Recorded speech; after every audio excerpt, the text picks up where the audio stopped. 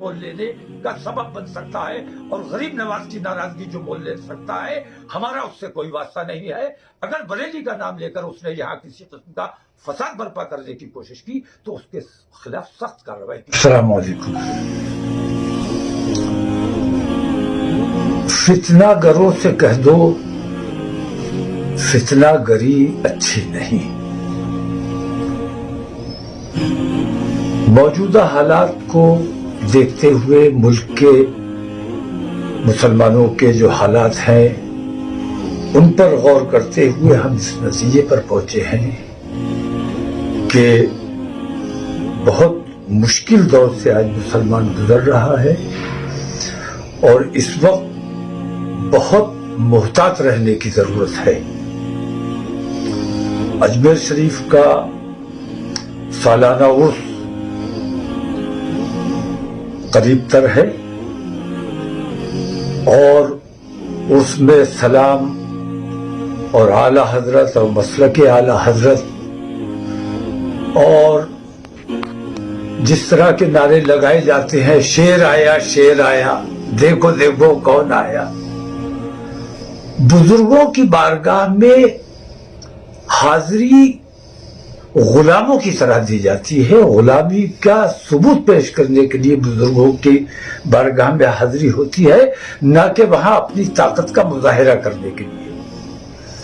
میں یہ سمجھتا ہوں کہ اس قسم کی تمام چیزوں سے بریلویت کو، مسلک کو، مرکز کو بے حد نقصان پہنچ رہا ہے اور اجمیر شریف اور بریلی شریف کو لڑانے کی جو لوگ کوشش کر رہے ہیں، میں یہ سمجھتا ہوں کہ وہ مسلک اعلی حضرت کو نقصان پہنچانے کی کوشش کر رہے ہیں۔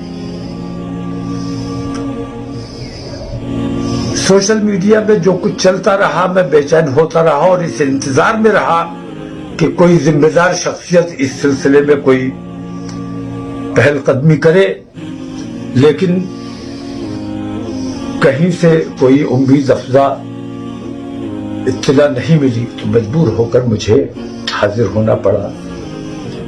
یہاں خدام حضرات سے بات چیت ہوئی اور بہت اچھے ماحول میں گفتگو ہوئی، ان کے جو اعتراضات تھے ان کے بھی جواب دیے اور ان کی جو شکایات تھی ان پر بھی تبادلہ خیال ہوا اور کل ملا کر اس بات پر اتفاق رائے ہوا کہ درگاہ کیمپس کے اندر درگاہ کے جو نظام ہیں ان نظام کے مطابق، اور ہر خانقاہ کا ہر درگاہ کا اپنا ایک نظام ہوتا ہے، اس نظام میں مداخلت کرنے کا کسی کو کوئی حق اور کوئی اختیار نہیں ہے اور نہیں کرنا چاہیے۔ تو درگاہ کیمپس کے اندر جو کلام پڑھا جائے گا، جو پہلے سے رائج ہے وہی سب رائج رہے گا، اسی طریقے پر عمل ہوگا۔ درگاہ کے باہر اپنی اپنی قیام گاہ پر، اپنے اپنے کیمپس میں جہاں جہاں زائرین کا قیام ہو، وہ کسی بھی خانقاہ سے تعلق رکھتے ہوں، اعلی حضرت کے چاہنے والے ہوں یا اعلی حضرت کے حاسد ہوں، ان تمام لوگوں کو یہ چھوٹ ہے کہ وہ اپنے عقیدے اور اپنے مشرب کے مطابق اپنے تقریریں کریں، لنگر کریں، غریب نواز کی فاتحہ کریں، سلام جو سا بہتر سمجھے، کیونکہ سلام کسی شخصیت کے لیے نہیں ہے اور سلام کے لیے ضد نہیں ہونی چاہیے کہ یہ سلام پڑھا جائے گا۔ اصل چیز یہ ہے کہ سلام پیش کیا جانا چاہیے، اور اگر اس قسم کی ضد رہی تو میں یہ کہتا ہوں کہ کہیں ایسا نہ ہو، خدا نہ کرے کہ کل سلام بند ہو جائے۔